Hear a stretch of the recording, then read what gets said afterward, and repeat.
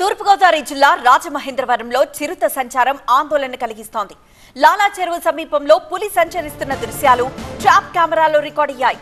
చిరుత కోసం search operation చేస్తున్న అధికారులు 36 ట్రాప్ కెమెరాలు 2 బోన్లను ఏర్పాటు చేశారు. 2 కెమెరాల్లో పులి సంచరిస్తున్న ఫోటోలు రికార్డ్ అయ్యాయని, జన సంచారం ఉన్న ప్రాంతంలోనే చిరుత సంచారం ఉన్నట్లు తెలిపారు.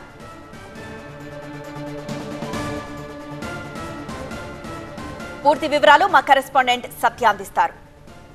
ప్రస్తుతం రాజమండ్రి లాలా చెరువుకు సంబంధించినటువంటి ఏదైతే చిరుత అడుగుజాడలు గుర్తుపెట్టారు, ఇప్పటికే సీసీ ఫుటేజ్లో చిరుత సంబంధించినటువంటి అడుగుజాడలు గుర్తుపెట్టడంతో ఈ నేపథ్యంలోనే డిఎఫ్ఓ రంగంలోకి దిగారు భరణి గారు. ప్రస్తుతం DFO district forest officer Bharani మనతో ఉన్నారు. అంటే ఇప్పటివరకు చిరుతకు సంబంధించినటువంటి ఎలాంటి చర్యలు తీసుకున్నారంటే అడిగి తెలుసుకుందాం. మేడం, ఇప్పటివరకు అంటే చిరుతకు సంబంధించి ఎందుకంటే సిటీ ఈ పరిధిలో కూడా వస్తుంది, ఎందుకంటే ఇటు రాజనగరం పరిధి అయినప్పటికీ కూడా ఈ పక్కనే ఉన్నటువంటి వెనకాల ఏదైతే కొన్ని గ్రామాలు ఉన్నాయి వాళ్ళ భయభ్రాంతులు గురవుతారు, ఎలాంటి చర్యలు తీసుకున్నారు?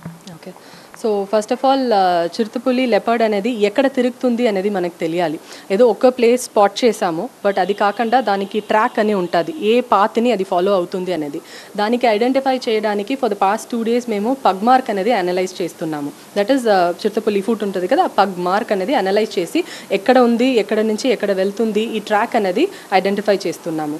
అండ్ దానికి ఇంప్రొవైజ్ చేయడానికి నిన్న మేము కెమెరా ట్రాప్స్ ప్లేస్ చేసినప్పుడు మాకు ఇమేజెస్ కూడా దొరికింది. అండ్ 2 కన్ఫర్మ్ ప్లేసెస్లో మేము ఐడెంటిఫై చేసాము. బట్ అది వెరీ క్లోజ్ టు దివాన్ చెరువు వెస్ట్ ఆర్ఎఫ్ఏ. యాక్చువల్లీ మనకు రిజర్వ్ ఫారెస్ట్ అనేది అక్కడ ఉంది, దివాన్ చెరువు వెస్ట్ ఆర్ఎఫ్. దానికి ఆనుకున్న ఉన్న హౌసింగ్ రెసిడెన్షియల్ ఏరియాస్ పక్కన ఉన్నాయి కాబట్టి ఇంత ప్రికాషన్స్ అనేది మనం తీసుకుంటున్నాం. యాక్చువల్లీ లెపర్డ్ అనేది ఈ ఆర్ఎఫ్ లోపల ఉండుంటుంది, బట్ ఆబ్వియస్లీ మనకి బయట ప్రే పాపులేషన్ ఎక్కువ అవుతుంది కాబట్టి దానివల్ల బయట రావడానికి ఛాన్సెస్ ఉంది. ప్రే పాపులేషన్ అంటే మనం పంది డ్రోన్ని ఉపయోగించవచ్చు. మీరేమో నేషనల్ టైగర్ కన్జర్వేషన్ రూల్స్ పాటించాలని చెప్తున్నారు, కానీ చుట్టుపక్కల చాలా గ్రామాలు ఉన్నాయి. అంటే ఇటు కొన్ని గ్రామాలు కానొచ్చు, ఇంపార్టెంట్ గ్రామాలు ఉన్నాయి. అందులోనేమో రైతులు ఎక్కువగా ఇక్కడ ఎక్కువ సీతాఫలం కానివచ్చు లేదా ఇతర పంటలు పండిస్తారు. వాళ్ళేమో రైతులు రెగ్యులర్గా వచ్చేస్తారు, వాళ్ళ మీద దాడి చేస్తే మరి ఎలాంటి చర్యలు? డ్రోన్ అనేది మీరు చెప్పింది కరెక్టే, బట్ క్యానపీ చాలా తక్కువ ఉండాలి, అప్పుడు మనం చేయొచ్చు. ఇక్కడ దివాన్ చెరువు ఆర్ఎఫ్లో మీరు చూసుకుంటే చాలా ట్రీస్ అనేది వెరీ ఓల్డ్ ట్రీస్ ఉంది. అప్పుడు క్యానపీ కవర్ అనేది మనకు థిక్గానే ఉంది. అంత థిక్ క్యానపీ కవర్ ఉన్నప్పుడు మనకు డ్రోన్ కన్నా camera trap will be a better option అనేది కోసం యూజ్ చేస్తున్నాం.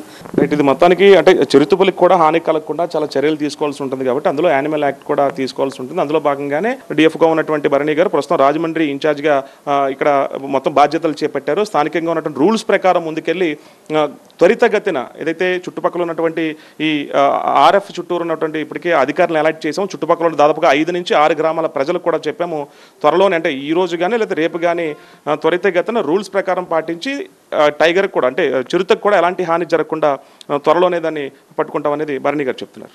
కెమెరా పర్సన్ శ్రీరామ్తో కలిసి సత్య టీవీ 9 ఫారెస్ట్ కార్యాలయం నుంచి.